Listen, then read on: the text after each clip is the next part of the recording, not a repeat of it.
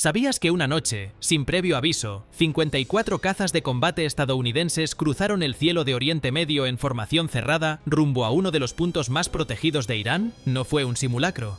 No fue una amenaza vacía. Fue un ataque real, quirúrgico, demoledor. Y lo más increíble, Irán no lo vio venir. Pero antes de comenzar, te invito a que te suscribas al canal, deja tu me gusta si te interesan los análisis de operaciones reales y comenta abajo qué otras historias militares te gustaría que exploremos.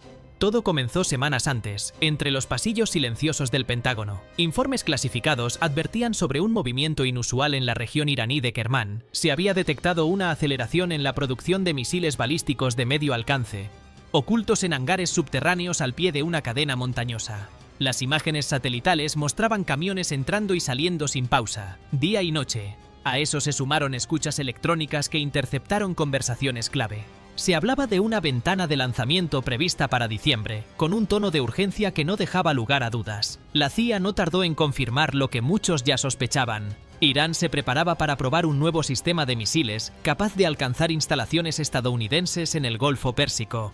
No era una amenaza lejana, sino inminente. La cuenta regresiva había comenzado. La decisión, entonces, se tomó en una sala cerrada del ala oeste de la Casa Blanca. No había margen para titubeos. Esta vez no bastaría con enviar un dron o una advertencia diplomática.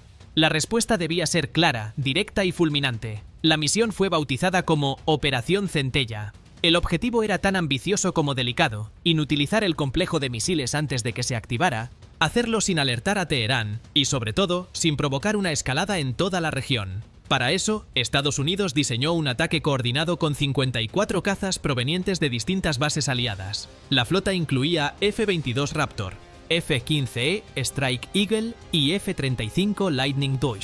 Cada avión tenía un blanco preciso: radares, pistas de despegue, centros de mando y, sobre todo, los túneles subterráneos donde se almacenaban los misiles en fase final de ensamblaje. El despliegue comenzó el 2 de noviembre de 2024.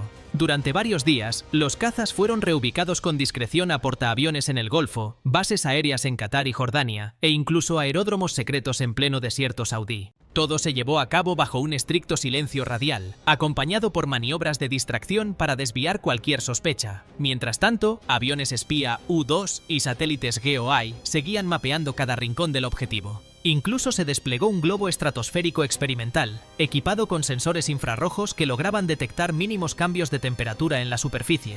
Esos datos permitieron identificar qué zonas de los búnkers estaban más activas y, por lo tanto, eran más vulnerables. A las 02 horas del 6 de noviembre, los motores empezaron a rugir en la oscuridad. La flota se dividió en 5 escuadrones, cada uno volando a diferentes altitudes, usando rutas separadas y sistemas de camuflaje electrónico que reducían al mínimo cualquier posibilidad de detección. El primero en cruzar la frontera fue un F-35 que actuó como sensor forward. Su tarea era captar señales de radar enemigas y enviarlas en tiempo real a los demás cazas. Esa sincronización, alimentada por inteligencia artificial, fue lo que marcó la diferencia. En menos de 4 minutos, los 54 cazas ya sobrevolaban territorio iraní, desde los 35.000 pies de altura, y con una precisión casi quirúrgica, liberaron sus cargas. Los misiles AGM-158 y ASSM perforaron los búnkers subterráneos con una fuerza devastadora. Las bombas guiadas GBU-39SDB impactaron directamente sobre estaciones de comunicación.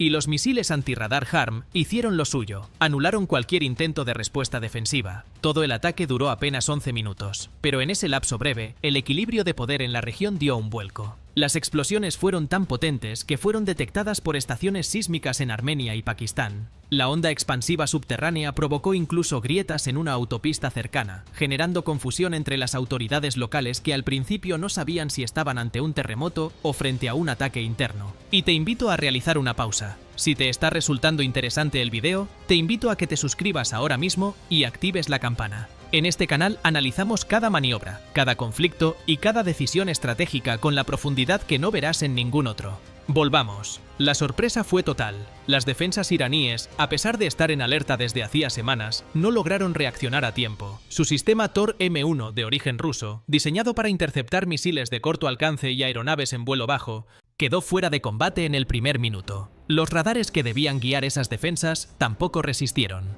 La precisión del ataque fue tal que ni siquiera se activaron protocolos de evacuación en los hangares subterráneos. Todo ocurrió demasiado rápido. Según fuentes posteriores vinculadas a inteligencia regional, al menos 6 instalaciones subterráneas quedaron completamente destruidas. No solo se perdió infraestructura, más de 20 misiles listos para ensamblaje fueron reducidos a chatarra antes de que pudieran ser desplegados. Lo que en teoría era una zona fortificada y secreta, blindada por capas de tierra y concreto, fue vulnerada con una facilidad que desconcertó incluso a aliados cercanos. Pero lo más impactante no fue el daño material, fue el hecho de que, en medio de un ataque de esta escala, ningún caza resultó derribado. 54 aviones, volando en sincronía perfecta, lograron ingresar, ejecutar la operación y regresar sin sufrir una sola baja. Lo lograron gracias a una combinación de vuelo táctico, rutas previamente trazadas para evitar puntos calientes y la tecnología furtiva que hace al F-35 virtualmente invisible a los radares convencionales. En un movimiento que parece sacado de una película, los escuadrones realizaron su regreso en formación inversa, una técnica poco común pero efectiva para confundir a posibles rastreadores satelitales. El nivel de coordinación fue tan preciso que ni siquiera los sistemas de monitoreo orbitales lograron seguirles la pista con claridad. En el aire, el ataque duró minutos, pero sus efectos se extenderían durante meses. La reacción internacional no se hizo esperar. Irán denunció el ataque en foros de la ONU, exigiendo una respuesta firme de la comunidad internacional. Pero encontró poco eco. La mayoría de los países evitó pronunciarse con claridad. Arabia Saudita y Emiratos Árabes, aunque no lo hicieron público, apoyaron la operación en privado. Para ellos, cualquier acción que redujera la capacidad ofensiva de Teherán era un alivio estratégico. En Europa, el tono fue el de siempre, llamados a la moderación sin una condena directa. Rusia emitió una protesta formal, pero no pasó de ahí. China, por su parte, limitó su postura a una apelación genérica al diálogo, dejando en claro que sus intereses comerciales pesaban más que una eventual escalada militar. Dentro de Irán, el golpe fue profundo. El gobierno intentó controlar el relato, difundiendo un comunicado que hablaba de una explosión accidental en instalaciones de combustible. Pero las imágenes satelitales que comenzaron a circular decían otra cosa: cráteres de decenas de metros, hangares reducidos a estructuras carbonizadas y columnas de humo visibles desde kilómetros de distancia. La versión oficial no convenció a nadie. La población, ya golpeada por años de sanciones económicas y aislamiento internacional, cayó en una nueva etapa de incertidumbre. Las redes sociales, a pesar de los intentos de censura, se llenaron de preguntas, rumores y teorías. Pero lo más delicado ocurrió dentro de las propias Fuerzas Armadas. Se iniciaron purgas silenciosas. Algunos comandantes fueron relevados sin explicación, y otros simplemente desaparecieron del radar mediático. La sensación de vulnerabilidad no solo venía del exterior, también venía desde adentro. Washington, por su parte, mantuvo su ambigüedad habitual. Emitió un comunicado medido. Estados Unidos se reserva el derecho a actuar en defensa propia y de sus aliados. No hubo confirmación oficial de la operación, pero tampoco se ocultaron las pistas. Los movimientos posteriores dejaron claro que el mensaje iba más allá del ataque puntual. Quien cruce ciertas líneas estratégicas recibirá una respuesta. En los días siguientes, drones estadounidenses patrullaron la zona con regularidad. Se activaron sensores de largo alcance en el Golfo Pérsico y las bases aliadas de la región elevaron su nivel de seguridad. Todo indicaba lo mismo. Si Irán decidía responder, ya había una segunda fase lista para ejecutarse. Semanas más tarde, informes filtrados por analistas revelaron que lo ocurrido iba más allá de un simple bombardeo. La llamada Operación Centella había incluido también acciones de guerra electrónica. Satélites iraníes sufrieron interferencias coordinadas, se registraron ataques cibernéticos a redes eléctricas en bases militares y sabotajes quirúrgicos que afectaron la cadena de suministro armamentístico. Una red de túneles usada para contrabando de componentes, clave para mantener activo el programa de misiles, colapsó tras un ataque puntual que pasó inadvertido para la mayoría de los observadores. Y aunque Irán intentó reponerse, el daño estaba hecho. No solo logístico, sino doctrinal. Expertos en defensa aseguran que la operación forzó un rediseño completo de la estrategia antiaérea iraní.